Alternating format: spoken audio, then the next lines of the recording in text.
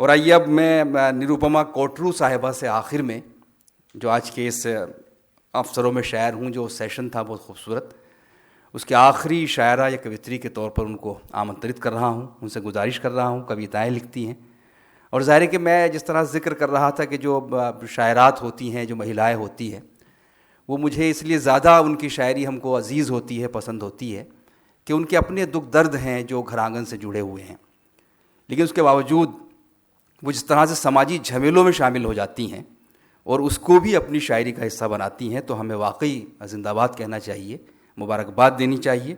मैं निरुपमा कोटरू साहिबा से गुजारिश करता हूँ, तशरीफ़ लाएँ। आप सीनियर IRS हैं, आप सब उनको जानते हैं। शुक्रिया मोइन साहब। नमस्कार, आदाब आप सबको।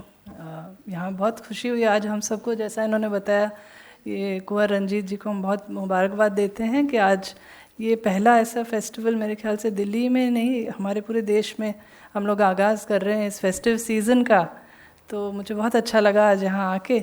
मैं हिंदुस्तानी में बहुत सरल सी आज़ाद नज़में लिखती हूँ, जैसे फ्री वर्स हम लोग कहते हैं। जैसे मेरी साथी नैना ने बहुत खूबसूरत उर्दू शायरी सुनाई, मैं उर्दू में तो नहीं लिखती हूँ, बहरहाल कभी कभी उर्दू लफ्ज़ तो हिंदुस्तानी में आ ही जाते हैं। तो मैं क्योंकि आज के सेशन का शीर्षक था अफसरों में शायर, शायरों में अफसर, तो जहाँ ये जो सारे मेरे साथी आज स्टेज पे बैठे हैं आप लोगों के बीच में, ये सब यहाँ अफसर के वास्ते से नहीं आए हैं, ये सब यहाँ शायरी के वास्ते से इसलिए आए हैं कि इनके अंदर एक इंसानियत है। ये जो शायरी है ये हमें अफसरी और इंसानियत के बीच के फासले को मिटाने में मदद करता है। तो मैं शुरू में एक मेरे बहुत ही अजीज़ शायर हैं पंडित बृजनारायण चकबस्त जी, उनकी एक पंक्ति सुनाना चाहूँगी आपको, क्योंकि ये मुझे बहुत अजीज़ है और मुझे हर वक्त याद रहती है कि दर्द दिल पास वफ़ा जज्बाए ईमा होना, दर्द दिल पास वफ़ा जज्बाए ईमा होना, आदमियत है यही और यही इंसान होना। तो यही बात है जो मुझे कविता लिखने पे मजबूर करती है, क्योंकि जब भी कभी हम लोग आम जिंदगी में, आप जानते हैं, हम सब लोग अलग अलग रिस्पॉन्सिबिलिटीज़ में बहुत ही उलझे होते हैं और बहुत आसान होता है समझना कि मैं बहुत बड़े ओहदे पे हूँ और अब मुझे कुछ नहीं करना है, लेकिन कुछ चीज़ें आती हैं जो हमें झकझोर देती हैं। कुछ कभी कोई घटना होती है, कोई हादसा होती है, कुछ हम सुनते हैं, तो उसे रिएक्ट करने के लिए हमें आम जिंदगी में बड़ा मुश्किल होता है, और कविता हमारे लिए एक बहुत बड़ा कैथारसिस होता है जिसमें हम अपनी बात कह सकते हैं, अपने इमोशंस को शेयर कर सकते हैं। तो एक छोटी सी कविता सुनाऊंगी, मेरे ख्याल से कुंवर रंजीत जी को ये बड़ी पसंद थी, उन्होंने पिछली बार मैंने सुनाई थी, ये शायद मैंने पहली लिखी थी, इफ्तार इसका नाम है।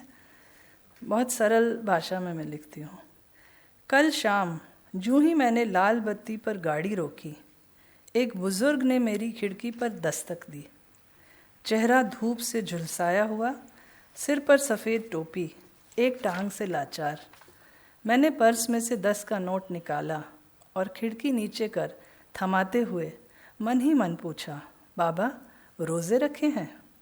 कांपते हाथों ने नोट पकड़ा और बेबस आंखों ने जवाब दिया, बेटा गरीब के रोज़े पूरे साल चलते हैं, कोई मेहरबान हो जाए तो शाम को इफ्तार करते हैं, वरना। शर्मसार होकर मैंने शीशा ऊपर किया और गाड़ी आगे बढ़ा ली।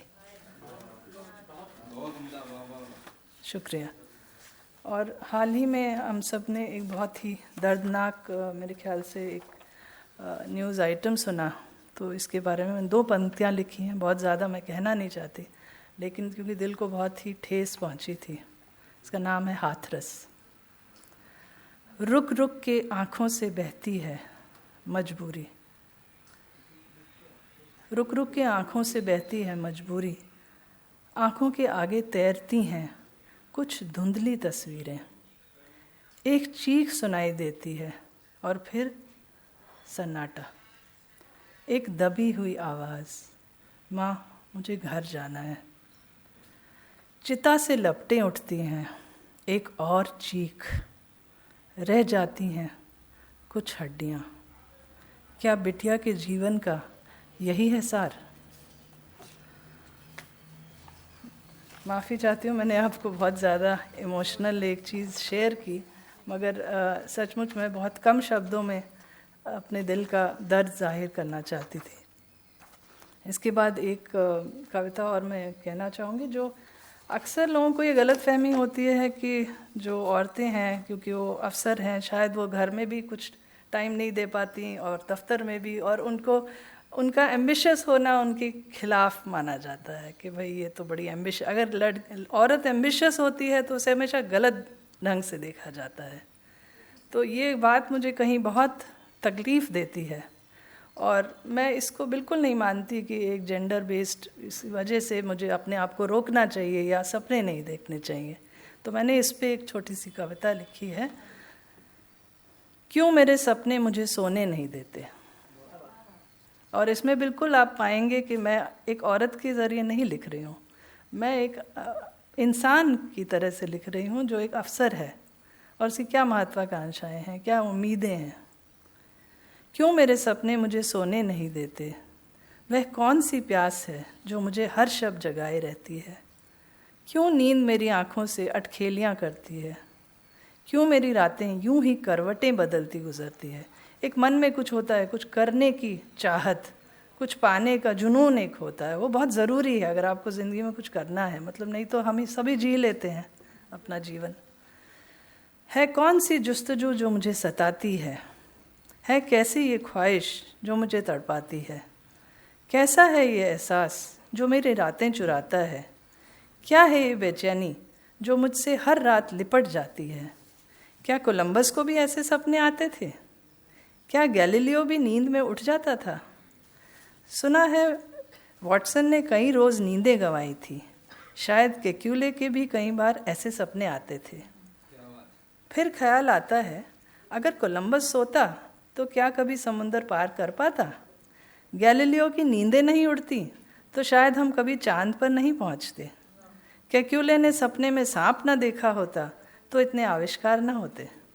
वॉटसन के सपनों की सीढ़ियाँ न होती तो हम कभी अपनी पहचान न जा पाए। वॉटसन जो है डीएनए का जिन्होंने आविष्कार किया। शायद कुछ और ही लिखा है मेरी तकदीर में, शायद भटकना ही मेरा नसीब है, कुछ कर गुजरने की चाह है ये, शायद मुझे मेरा वजूद अभी समझना बाकी है। ये सोचती हूँ तो ख़याल आता है, अच्छा है मुझे मेरे सपने सोने नहीं देते। बस मेरे ख्याल से समय की कमी की वजह से मैं यहीं पे ख़त्म करना चाहूँगी जी। मेरे ख्याल से अच्छा जी, मैं एक मौसम क्योंकि अब अच्छा खुशगवार हो रहा है, ये साल बड़ा ख़राब गुज़रा, लेकिन इससे पहले पिछले साल में मैंने एक दिल्ली की सर्दी पे एक छोटी सी कहानी लिखी थी, जैसे आपका मन बहलाने के लिए, क्योंकि बड़ी सीरियस बातें हो चुकी।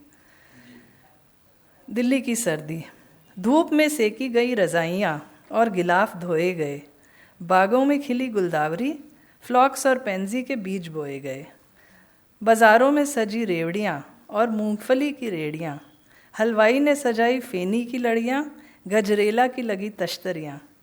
जो न निकलते थे बाहर गर्मी के मारे, रोज़ आते हैं दिल्ली हाट घूम, साग से खाई गई रोटी, शलगम गाजर अचार ने मचाई धूम। अलमारियों से निकले हीटर, दिन भर चलने लगे गीज़र, मम्मी ने कहा बेटा अब के ले आ बाज़ार से स्वेटर, अब तुम्हारे फैशन मुझे समझ ना आएंगे। क्रिसमस के बाज़ार लगने लगे हैं, चल लाइटें वहीं से ले आएंगे।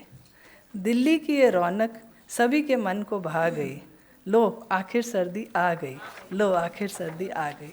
तो मेरी आप सबसे शुभकामनाएं है कि हमारा साल अब अच्छे तरीके से अंत हो। आगाज़ अच्छा नहीं था पर अंजाम ज़रूर अच्छा होगा, इसी आशा के साथ आप सबको नमस्कार।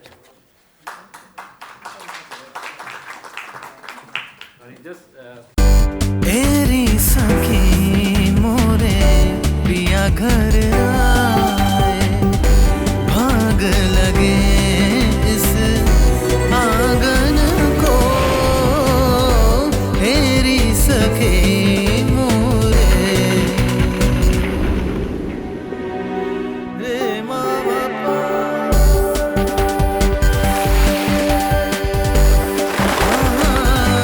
जिस सावन में पिया घर नाही,